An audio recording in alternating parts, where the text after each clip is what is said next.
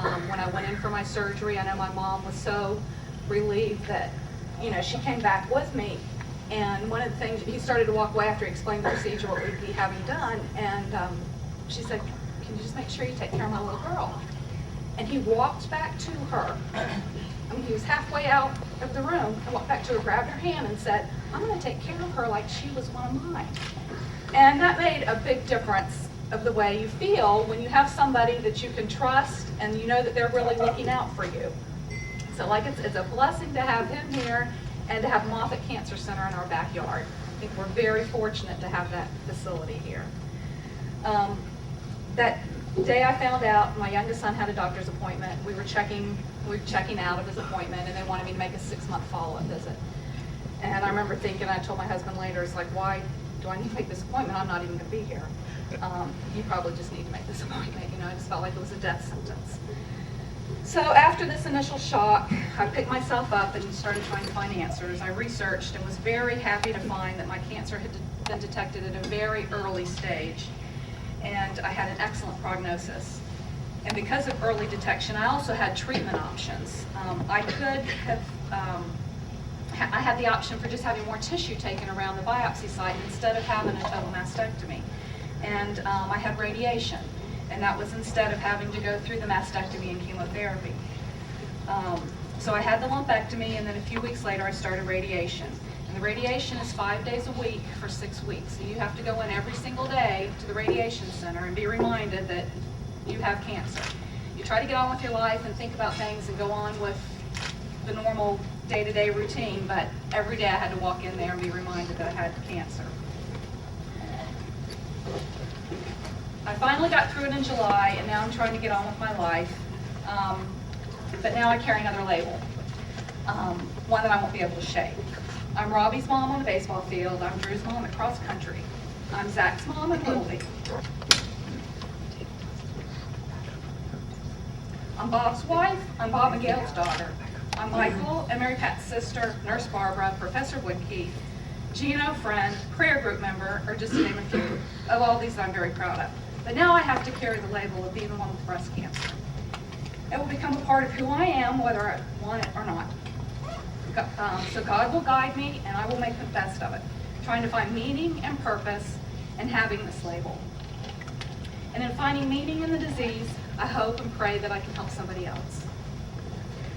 When I was going through the treatment, a lot of people asked me, what can I do to help you? And looking back, I looked through my journal, and some of the things that I said in there was I thanked God for the people that prayed for me, because there were times I couldn't pray for myself. I was too overwhelmed with what I was going through. So it was reassuring to know that I had friends and family that were praying for me and wanting to know what they could do for me. Also, the other thing, when people ask me what they can do, I said, please go out and get your mammogram. I don't want anybody else to have to go through something like this. And if you have to, I want you to. So it's really kind of neat. I have a lot of people that come up and say, Barbara, I got my mammogram. I did it. I went and,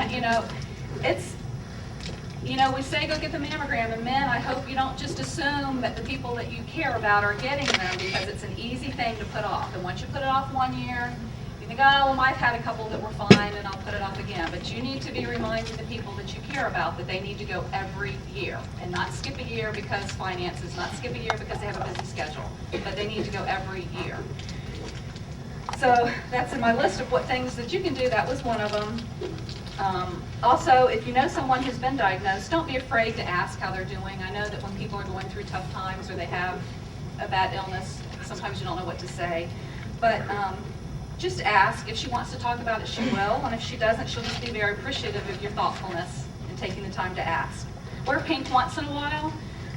It's encouraging to those who are diagnosed, and it also promotes awareness. I've been very touched that my oldest son and my husband still wear their pink, so now he's got a new one because his is faded. But they get asked, why are you wearing the bracelet? So then it gives them a chance to talk a little bit about breast cancer awareness also.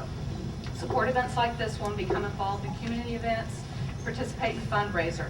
This spreads the awareness and importance of early detection. And also funds go to research for the cure, screening, treatment, and some of the other things that we talked about earlier. And then again, make sure that all the women in your life get checks and mammograms.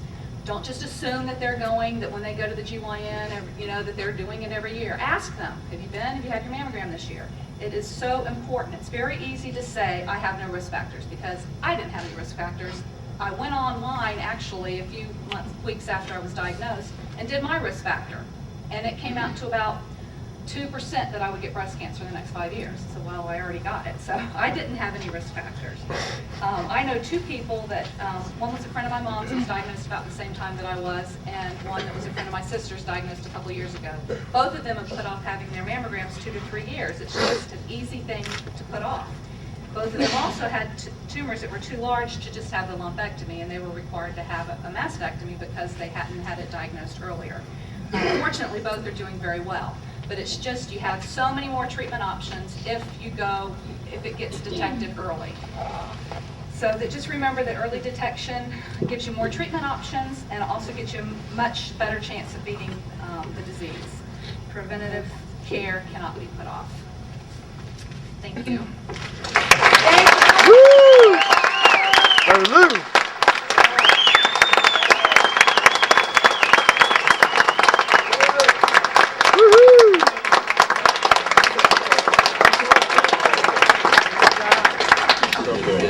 Boy, what a story that is. You know, Barbara was going through and listing all those labels that she has that she was talking about, and the one that she couldn't get rid of, and I'd say there's one other that you can't get rid of, Barbara, that I think is the most important of all, and that's survivor. And that really is. Well, this time, I think you understand now the importance of... I just want to say thank you from the bottom of my heart.